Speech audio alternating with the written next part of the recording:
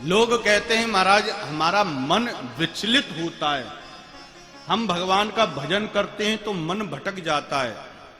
बोले कारण वही है, कारण है कि आपने अभी तक प्रेम नहीं किया, ईश्वर तत्व से प्रेम नहीं किया। एक माताजी मंदिर में जाती, रोज का नियम था परिक्रमा लगाने का, रोज का। और एक दिन पुजारी के सामने दुखी होकर कहने लगी, बोले पुजारी जी आज के बाद मैं इस मंदिर में नहीं आऊंगी। बोले क्या हुआ माताजी? बोले ना कदापि नहीं आऊंगी। बोले कारण तो बताओ। बोले कारण?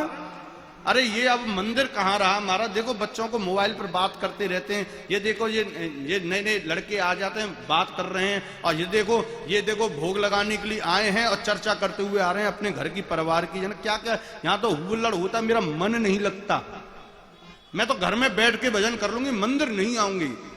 पुजारी ने कहा ठीक है देवी, आप ये डिसीजन आपने ले लिया है तो आप ऐसा ही करो, लेकिन यदि आप थोड़ा सा मुझे समय दें तो मैं कुछ कहना चाहता हूं। बोले बताइए पुजारी। बोले कल आप मंदिर दर्शन करने आओ, केवल एक दिन और मेरे कहने से।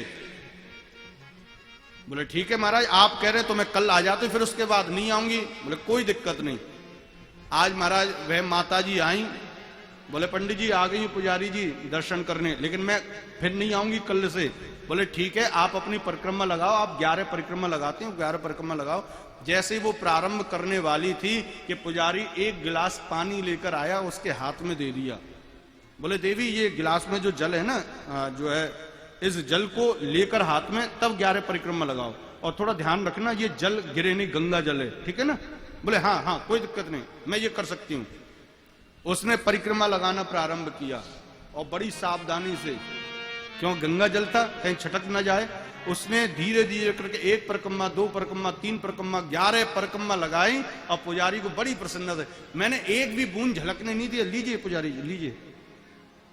बोले देवी अब मैं एक प्रश्न करना चाहता हूं। बोले पूछिए। बोले आज आपने परिक्रमा लगाई, ये बच्चे मोबाइल पर बात कर रहे थे, आपने सुना नहीं? बोले नहीं मैंने नहीं सुना। क्यों? बोले मेरा ध्यान इस जल में था कि ये जल कहीं गिर ना जाए। अच्छा ये जो लोग आए थे ये हुल्लड़ करते हुए अंदर मंदिर में प्रवेश किया, आपने इनकी आवाज नहीं सुनी?